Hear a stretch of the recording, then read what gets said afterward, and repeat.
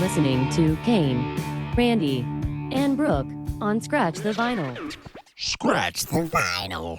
All right, everybody. Welcome back to Scratch the Vinyl. You made it back for another week, and we are so glad that you did. We're coming off of one of the biggest shows we've ever done. It was absolute madness and chaos, good chaos, at Madsen's for the Madness at Madsen's Halloween show. It was absolute unbelievable. Just I can't even tell you guys. I'm still kind of like vibrating from that show. It was so amazing. So I'm not even going to waste it. I got to talk to him right now. I have Mr. Chill here. I have the King of Sting, the God of Thunder. He is the Godzilla of entertainment in this town and so many towns I can't even mention to you. The FBI told me not to. Let's bring him on right now. Randy Wilson, welcome back to the show. Well, thank God that I focused just on one town right now, because boy, did we have so much going on this weekend with Halloween and the madness at Madsen's. Man, it was epic. And by the way, great job. We did all our live videos. Everybody got to laugh. Brooke was hilarious. I can't thank Rep from Rico's Pass enough. He was amazing. And I hope that we get to feature him again at some big metal show, because he's got something there, and he totally fit the bill for the Halloween scene. Like, couldn't have been more epic. Yeah, he was fantastic. And then I got to say, I think we set the bar pretty high, honestly, for next year's show. What a setup, possibly. I mean, let's look at it for a second. We had a costume contest, of course, which was insane. They had a photo booth there. Brooke showed up in a hearse, which was really crazy. We took pictures in front of the hearse, got to lay in it and pretend well, you can put your thoughts there. Karaoke was off the chains. We had poker. We had fun. We had everything going on there. It was insane. Gene Simmons showed up from Kiss. I mean, we had everybody there. It was an absolute blast. If you guys want to see how crazy it was, I would invite you guys over to our YouTube channel and look up that Madness at Madsen's live stream #2. I want you to watch them all, but if you want to see an absolute pandemonium going on and how much fun it was, check out those live streams and you're going to see how much of a blast. For those of you that missed it, shame on you. Shame. But for those of you who came, thank you guys so much. So, like always, we have a huge show, everybody. The huge shows keep coming. We had last week, we had the guitar player for Tenacious D on the show. We had John Koneski on the show, a huge guest. And now we have another huge guest, and they're going to be playing in Lincoln here on November 15th for the Drumstick Dance Party at Duffy's. So let's bring them on right now. They are a staple in the Midwest. They carved themselves out a nice historical, and I don't mean historical because they're a band that's been around forever. They carved themselves out a nice place in everybody's hearts here in the Midwest as one of your favorites. We have the band GetSmart. So welcome to the show. We have all three of them on the show. Welcome to the show, guys. Thank you. Thanks for having us.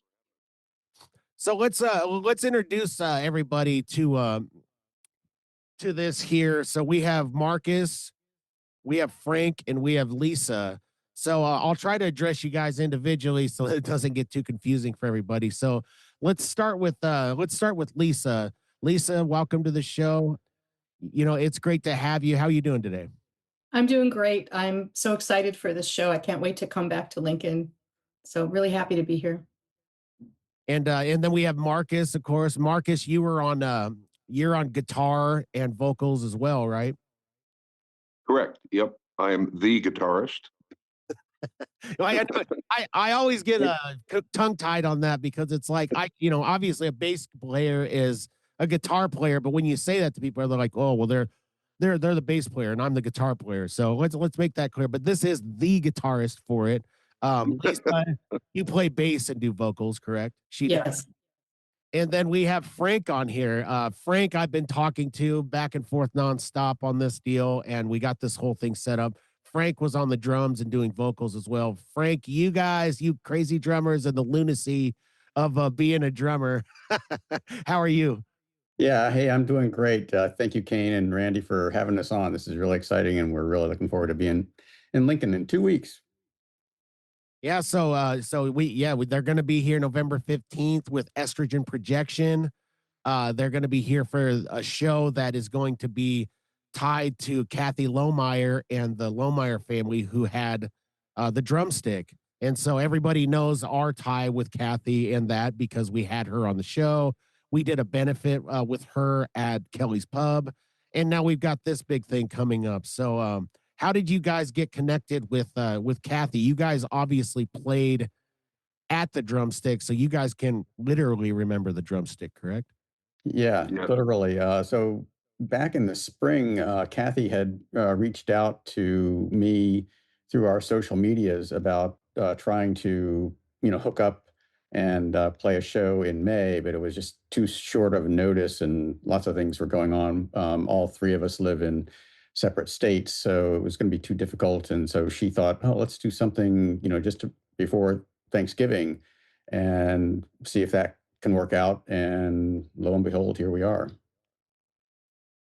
Well, you guys fit the mold so well. I mean, you guys, when I go back and I listen to your whole catalog of music, uh, I can see why you guys were the perfect band to play at the Drumstick because I mean, it kind of embodies that whole sound and that whole attitude. And I stress attitude because bands like you guys, there's a certain swagger to you guys and an attitude of being. And I don't mean in like a negative attitude. I mean like you guys just have a certain style that I personally love. You're that three-piece indie band, and you guys have those crushing cool bass lines that come in, and just everything that I love about it. But Randy, I mean, this is right up your alley. This is like a band that I guarantee you probably had a brush with or saw or something back in the days. Well, we always talk about this kind of that underground scene like this. And, like we were fortunate we got to talk about, well, we talked with Harry Dingman. And of course, we had the passing of Jeff Runnings from Four Against. This was that kind of scene that if you knew, you knew. And it's kind of where I kind of got my love for this type of music. And it was awesome. Well, it's awesome just to get them back after all these years and just see that it's still going very strong. Yeah, it's I can see that they probably inspired bands like the Prids who we had on and all of these the early punk scene that we had here. I guarantee that bands like Get Smart and Four Against were major influences on there. Like maybe their parents went to these shows and they took their and they listened to this stuff and they got them into it. Lincoln is different than Lawrence. You guys are from the Lawrence area, or at least started through there, right? Um, Yes. it's not. It's different, but it's not. I'll bet the scenes are pretty similar when it comes to, especially back in those times. But do you guys remember? Did you play in Lincoln alongside anybody? I mean, obviously you played at uh, you played at the Drumstick, but did you guys play at any of the other places here? And what did you guys feel the scene was like here compared to Lawrence? Yeah, we played at the Brickyard as well as the Drumstick, and kind of went back and forth between those, depending upon whether we were doing an all ages show or needed to pass through the Drumstick on whatever day it happened to be that we were touring. And Lincoln was always a really welcoming scene. And you mentioned similarities. Has a great radio station in KZUM, and they were always supportive. And just having the university in town that had a lot of energy, similar to the Lawrence scene. And again, just having a place to play. Lawrence had Off the Wall Hall and the Lawrence Opera House.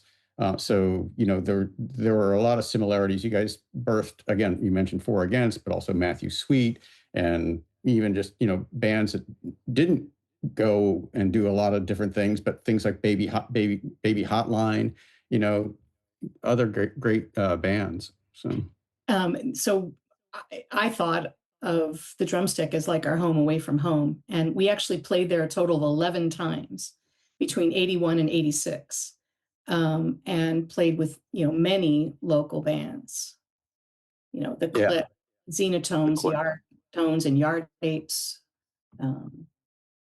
to name a few. Kathy mentions you guys very fondly. Like, oh, I can remember when she was here in studio, she had mentioned to me like, you guys should have Get Smart on. Like, she mentioned you guys as one of those favorite bands that came through. So this is all kind of serendipitous. Everything kind of works for us in this weird way where the universe, I mean, not to get too woo woo for you guys, but the universe kind of does this to us on this show where it all kind of intermingles. We're in a much smaller world than we think sometimes, especially here in the Midwest, and it brought us all together now.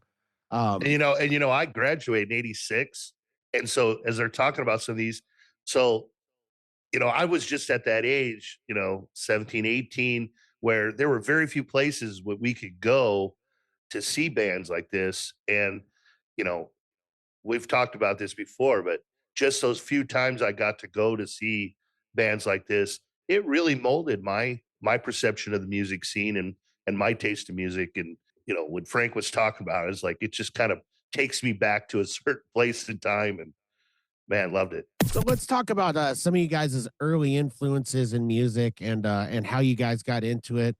You guys were in a time where music was taking off in a different direction. You guys could have went with the whole you guys could have went the glam band direction and all that and had the big hair and everything. No, we couldn't have. Says, no, we couldn't have. But that's the camp that you run in that time, right? Is you guys could have went one way or the other. And I think you guys, not that the other way isn't cool, but this is such a great way to carve yourself out in the music world. So how did you? I'm allergic to spandex, so my body is too, or just people don't want to see me in spandex. It's probably more that. yeah, it's scary. Yeah. So can you guys tell us, just give us a little background as to your start as a band and as musicians, and what kind of made you have the musician's lifestyle? I had been in a band prior to GetSmart in Lawrence, and with Chuck Mead, who has made a definite impact on the music industry himself. But we're a cover band, and we were playing Beatles and Who and Kinks and that sort of thing. And I really, it was fun, but I really felt like I really wanted to write original music.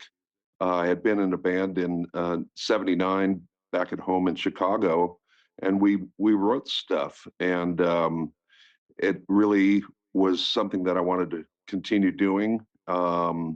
And I was roommates with Frank, and we were friends with Lisa, and we started talking. We had very common musical interests and liked what we saw in the alternative market. And I said, hey, let's put a band together. And neither of them had ever played their instruments before, but I thought, if it's a DIY thing, then we should really have the opportunity to maybe be original and really not try to copy anybody or be a cover band. So that's where it started. I was a musical theater major in college when I met these guys, and I had been trained in classical piano, did some pop piano and voice, and some folk guitar. So I played a little bit of acoustic guitar, but had never played bass guitar. Met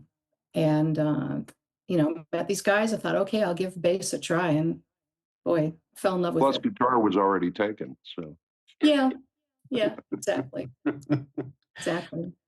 Yeah, and as far as I had literally no musical training. I think I had maybe 6 guitar lessons until my brother dropped a set of weights on the guitar and broke it. So that ended that back in middle school. But I thought, well, how hard could it be to hit drums? And so I bought a Ludwig drum set one summer and spent the summer pounding drums, listening to the Ramones and playing to that. And so I follow in a long line of punk drummers who had no idea what the heck they were doing and just decided to hit drums and the cymbals. I always think it's hilarious. People who've played a long time. Do you guys still have some of these instruments that you guys started with? Like I have a guitar that I gigged with my entire existence as a musician, and I will always have it. They might even bury me with it. I don't know.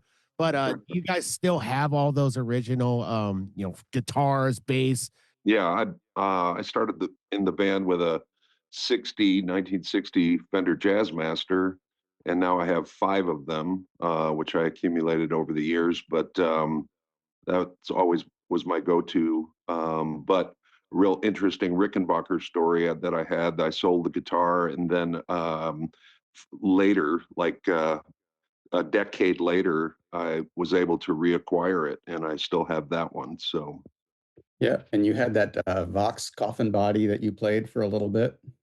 I don't have it. No, you traded it to a band in Cincinnati, the Cincinnati. Auburnaires, and then Yeah. one of their bandmates stepped on it and broke the neck later.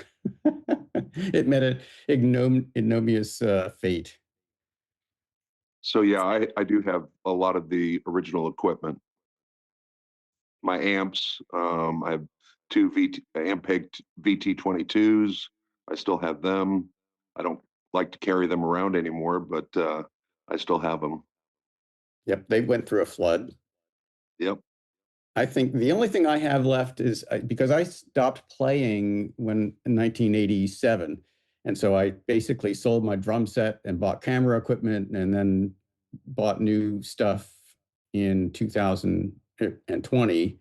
But I kept the whole time my big 22-inch Zildjian ride cymbal because it was so beautiful. That was the one thing that when it came to parting with things, I just couldn't part with it. And I kept it in a closet for 35 years. And then when I got it out and mounted it on a cymbal stand and started to play it with the drums again, it just has this amazing shimmery sound to it that I just love it. And you can go everything from the bell on it, which is the part that's closest to the stand for people who aren't necessarily musical, and that has just a great ringing sound, to the edges where it just has, again, that sort of shimmery, just classic ride cymbal sound. So I love it.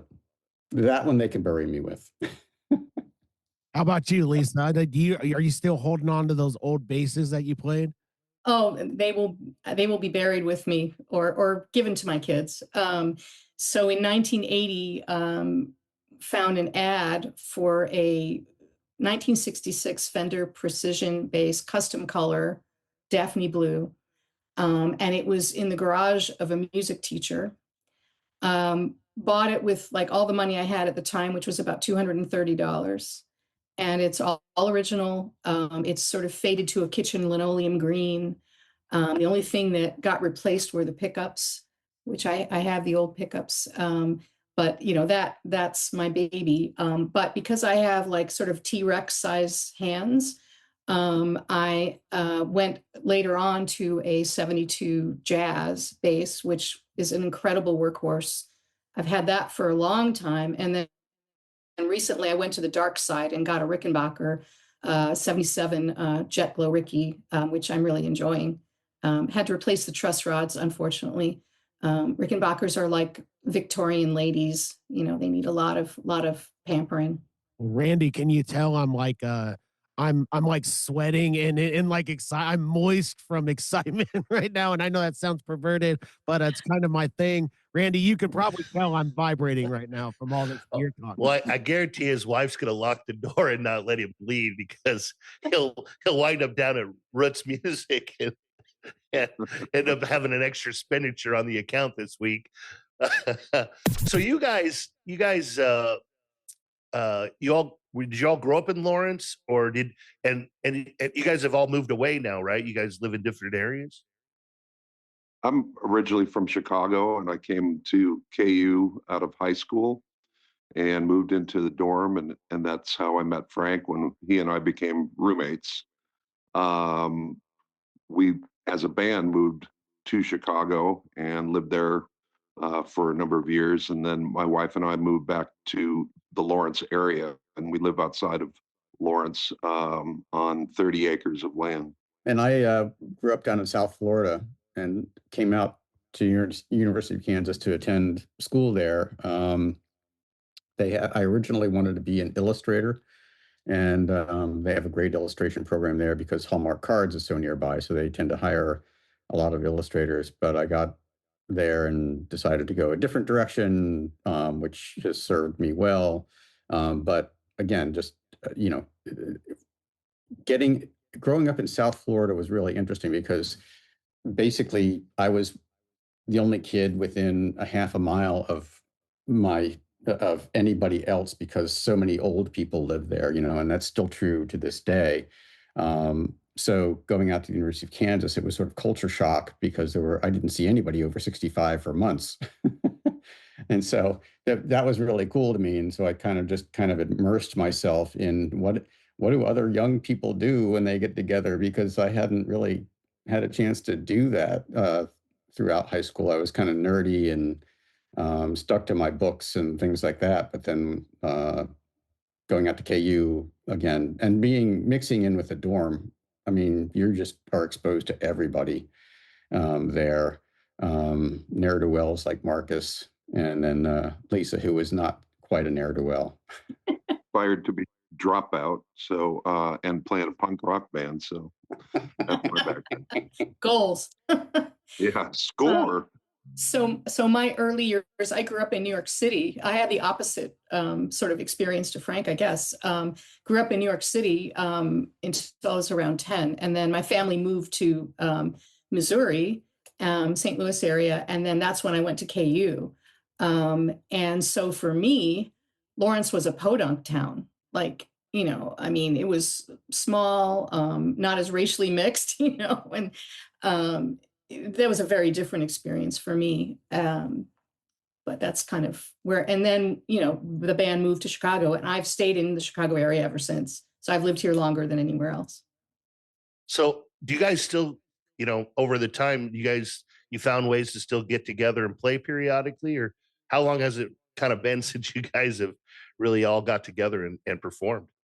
It was a long period of time where we didn't get together. I would still go back to Chicago at the holidays and see my family and get together with Lisa occasionally and some other folks, but hadn't seen Frank.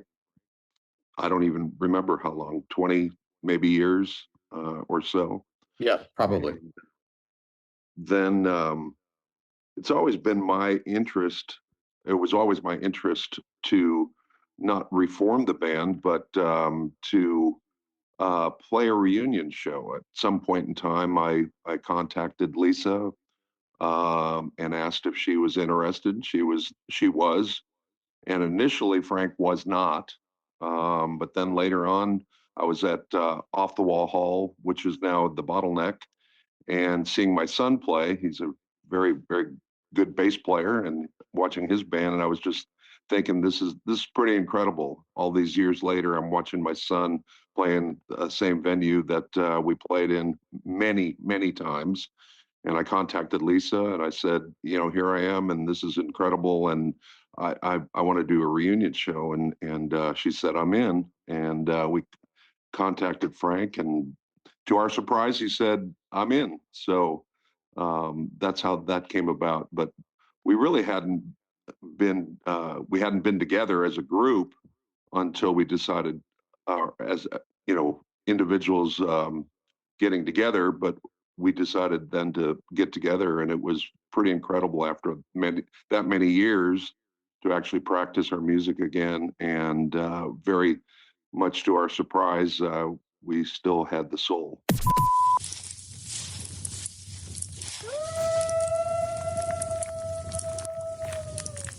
Out in the wild, there's one creature feared by hunters, admired by lumberjacks, and envied by hipsters. Yeah, it's me, the elegant Sasquatch, and let me tell you, these locks don't tame themselves. Introducing the Elegant Sasquatch Grooming Company. Beard oils, butters, and washes so good, they'll make your face smell like you wrestled a cedar tree while sipping fine whiskey. Last week, a hiker followed me for 3 miles just to ask what cologne I was wearing. Joke's on him. I don't wear cologne. I wear the gentleman. Upgrade your beard game. Sophisticate your outer beast. Find the Elegant Sasquatch Grooming Company at elegantsasquatchco.etsy.com. And stop stealing my jerky!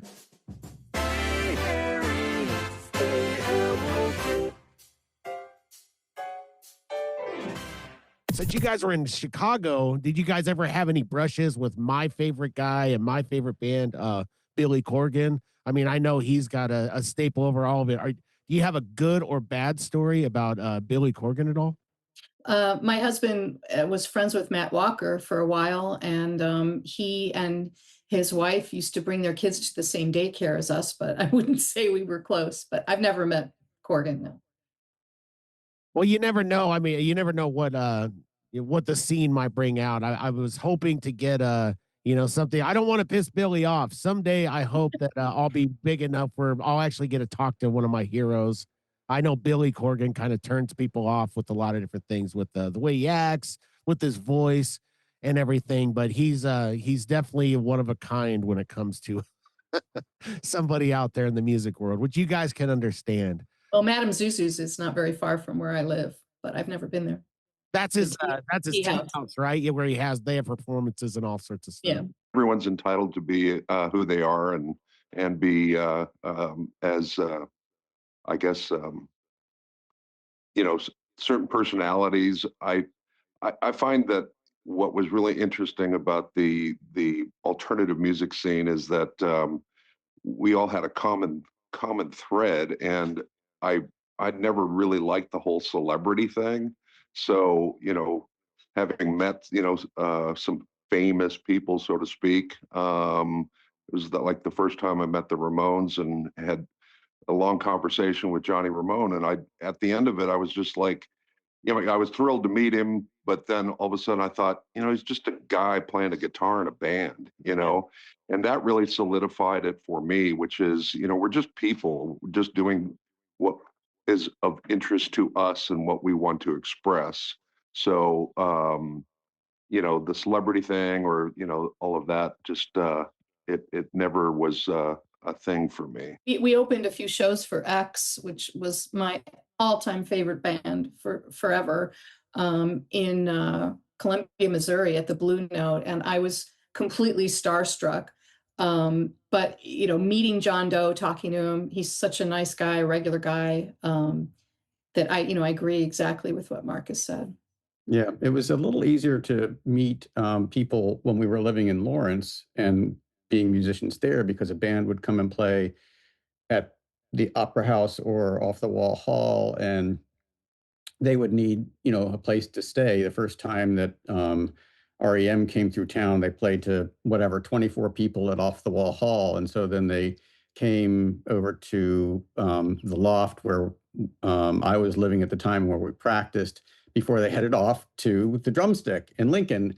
And I asked them where they were going to play next, and they said, "Oh, we're going to this place in Lincoln." I said, "Oh, the Drumstick, it's a chicken restaurant." And you could just see collectively their mouths dropped. It's like, we're playing in a chicken restaurant. They thought they hadn't left the South. So, but like the Effigies, they came by.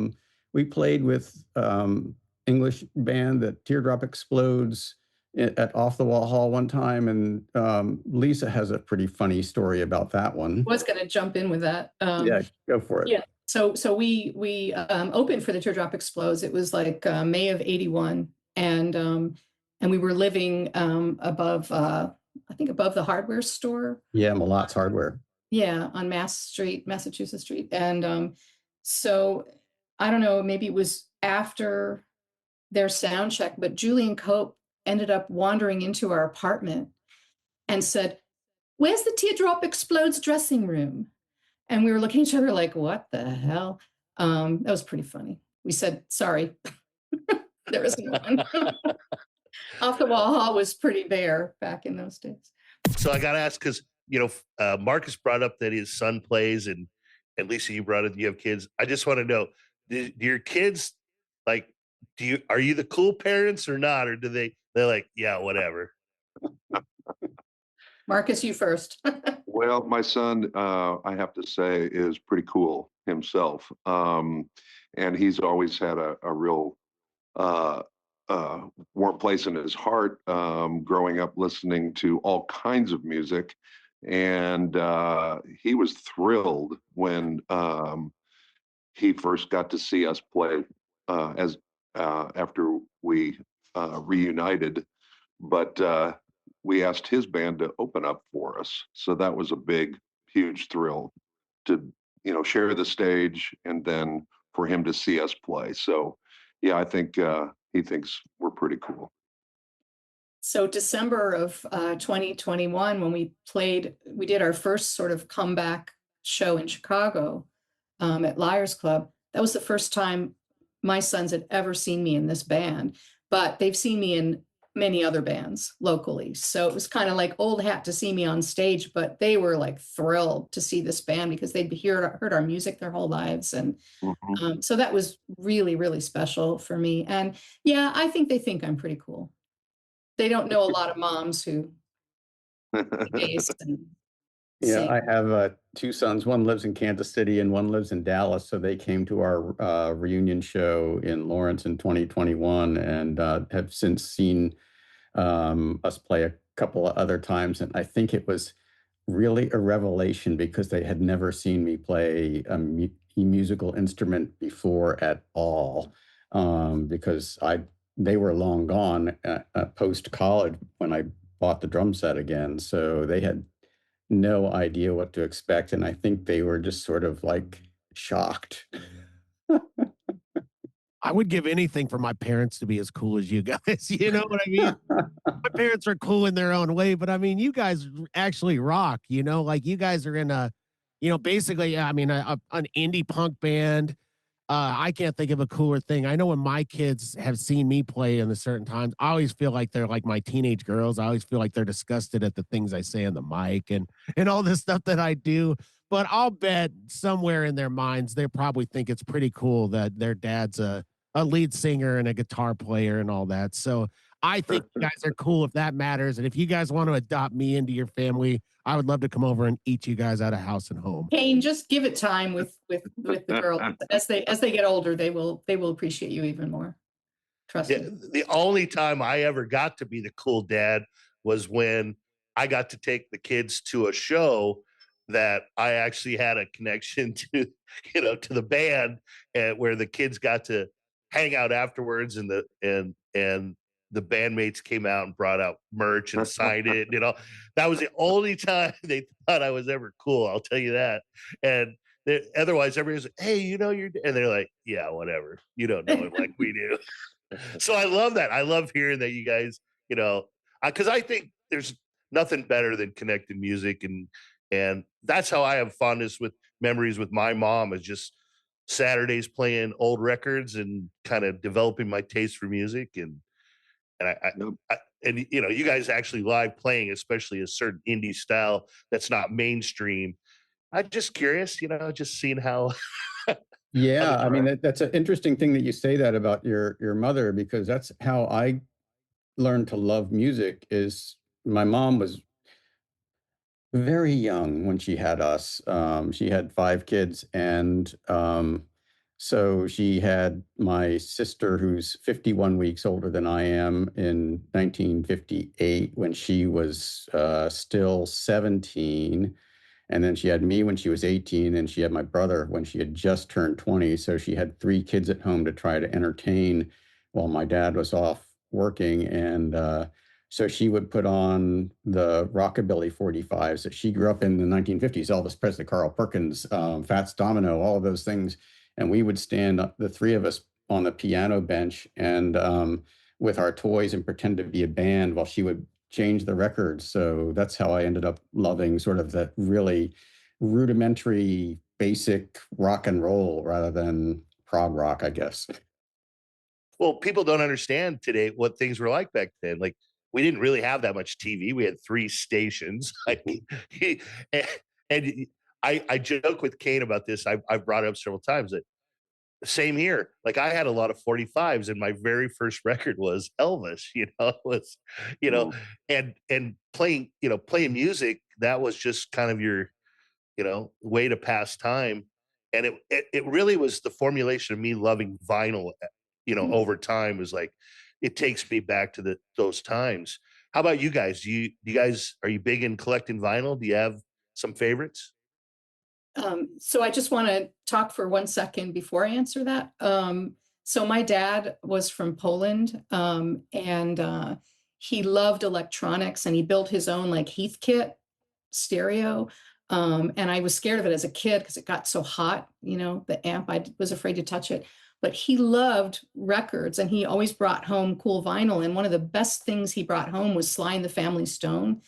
And I really think that having that music, later on really influenced me as a bass player. I mean, Larry Graham was like the inventor of slap bass, which I don't really do, but I mean, amazing music. So I just wanted to mention that he would bring all kinds of records home, from Newport Folk Convention folk to Sly and the Family Stone and all kinds of other things.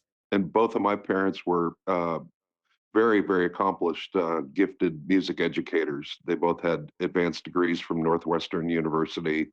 And then I come along and I didn't like to practice. I didn't like to learn scales. I just wanted to play music and picked up a guitar at 13, took a few lessons and then self-taught after that. So I don't know what they thought of me early on when I was in a punk band and stuff. I think they were just worried that I wasn't going to be able to make a living. But yeah, so music was definitely part of my background and part of my DNA. Very, very blessed to have parents that I did.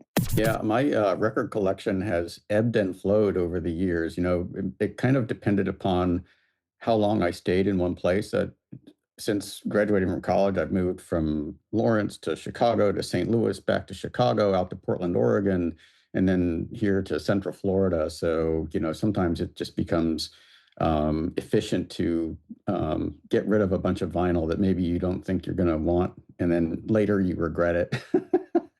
But so I've got probably a couple hundred records right now that are just sort of the tried and true ones. The one that I just most recently bought was the band from Boston, Salem 66. They just had the 40th anniversary reissue of their record. I've got it right here called Salt.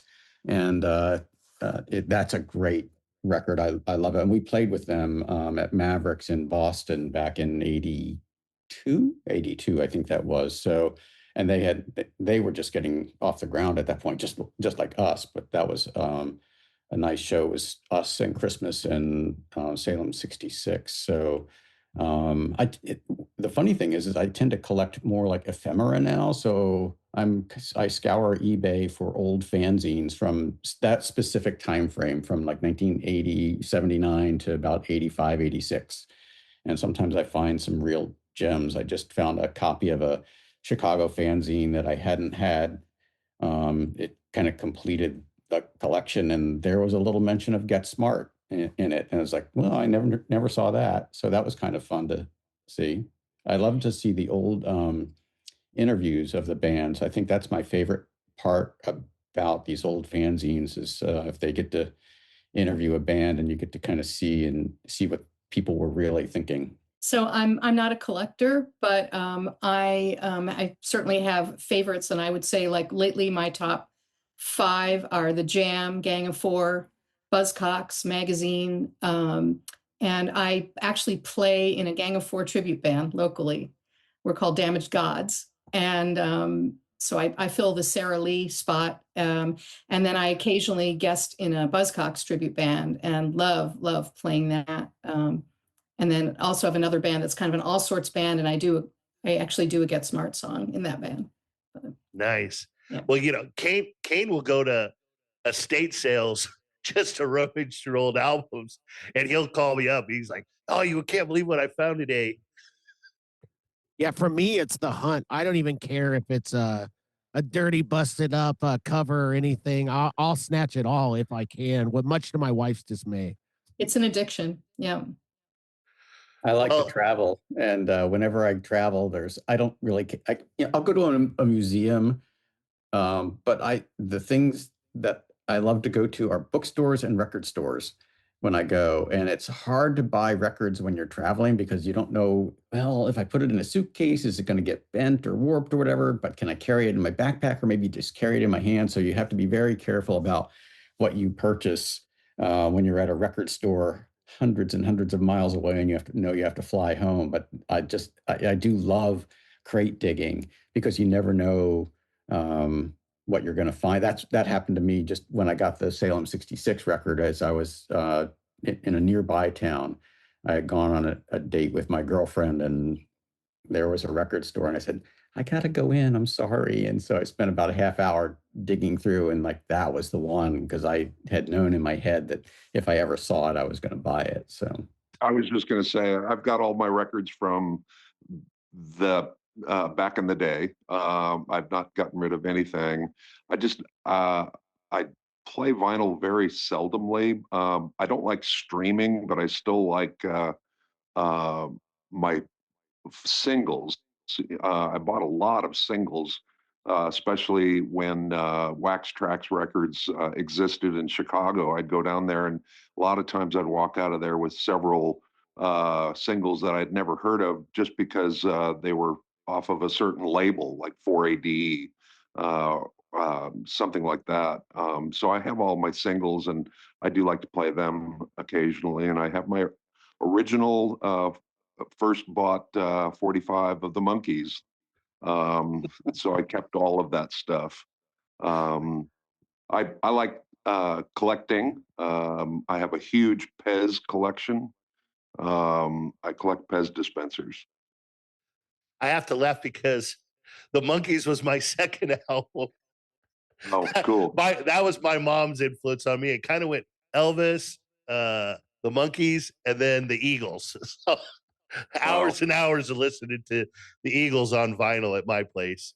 I one time made a mixtape taking all of my Monkees albums, including Head. And but the mixtape was all of the Monkees songs that Davy Jones did not sing on. It was actually really, really excellent. I played that tape to death. It finally died. I absolutely love that story. I love that. Because it does take me back to a certain time and place, and we always talk about that when we're talking about music. Yeah. And Stepping Stone. I mean, how can you beat they didn't write any of their stuff except for Head, but it's just like Stepping Stone. What a great song, and the fact that the Sex Pistols then covered it is it's just an amazing song. I love the Monkees. Here's first off, I want to say how much we appreciate you guys coming on and spending some time with us, because we get to talking and time flies, and we unfortunately we're gonna have to get out of here pretty soon. So I do want to say, I do want to know, have you guys been able to do some good prep here before coming out to Lincoln for this show? And then we just kind of want to wrap up, making sure everybody knows about what's going to happen, and really can't wait to see you guys come play. Yeah, we should mention that Estrogen Projection too, Lincoln band that we are so thrilled to be playing with. I just, Kathy was looking for another drumstick connected band, and I kind of was thinking in my head that doesn't necessarily have to be the case. Why don't we try to, expand and the knowledge base and share what the drumstick was with a different generation. So I kind of researched a number of different bands in the Lincoln area, and Estrogen Projection came up through some of my searches, and I watched some of their videos on YouTube, and I thought, this is just a great fit. They are just punchy and loud, and they write great music, and all of them are fantastic musicians, and they do not kid around. They are just out there rock and roll. And so we're really thrilled to be with Estrogen Projection and playing with them. So yep, we'll be prepared. We'll be prepared. Yes, we'll practice once or twice together before we show up. We have a set list when we all live in different places. So yeah, but Marcus, we'll be ready. Right. The way that it works is that because we all live in 3 different states, is that Marcus is kind of the music director, and he comes up with a set list, and then I make it on a set list on my Apple Music, and I just put on the headphones and play to that. Today's a practice day. I practice 5 days a week, and we're pulling a few songs out that we haven't played in quite a while, including a couple of songs that we played back in the day that are not originals, that were covers. And then we have one song that we've never played together. And so that'll be kind of fun to get together and work through that to make sure that it comes out in good shape live. I'll be debuting my 77 Rickenbacker for this show with this band. Well, I'll be there, and I'll be probably slobbering over all your instruments and wanting to look at them and see what you guys got going on. I'll talk about the details of it now. We have no doubt that you guys are going to be ready to go. I mean, you guys are pros. You guys have been doing this a long time, and Lincoln is going to be so glad to have you guys. So this is November 15th, everybody.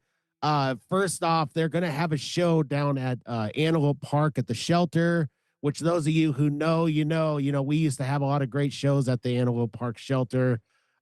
She's going to have that at 12:30. It's a free show. They're going to have the McGovern String Band there for Remember the Drumstick. And then later on that night at Duffy's Tavern, okay, it's going to start at the show is going to start at, I believe, around 7 or so. But at 6 o'clock, they're going to have a showing of the Remember the Drumstick. Here it is right here. I'll show you guys who are watching at home the Remember the Drumstick documentary. And that's going to be fun for all you guys, especially you young people out there who haven't seen it. I want you guys to go and watch that and just see what the scene has become, all because of this little chicken restaurant. And then these guys are going to rock with Estrogen Projection. We all know them. I'm trying to get them on the show. Eventually, I will get them on the show, and I will hug them and try not to make them too uncomfortable. And then we'll have GetSmart rocking it out that night. So I'm going to try to be there. Brooke's probably going to be there. Randy is the working man. He might not be there, but we'll make that night magical one way or another. I think they're even serving chicken there from Lee's, Nice. which is Lee's. I believe the owner is a part of the Lohmeyer family down the line. So it's going to be kind of like you're at the chicken restaurant itself. So it's going to be awesome, everybody. So get there. We want to thank you guys. Thank Kathy Lohmeyer and everybody for putting on this amazing show and this amazing day, November 15th. Lincoln is going to be rocking like always. And we're just so glad to have you guys on the show here. Thank you guys so much for being on. Thank you. Yeah, thank you. It was a pleasure being here. Yep.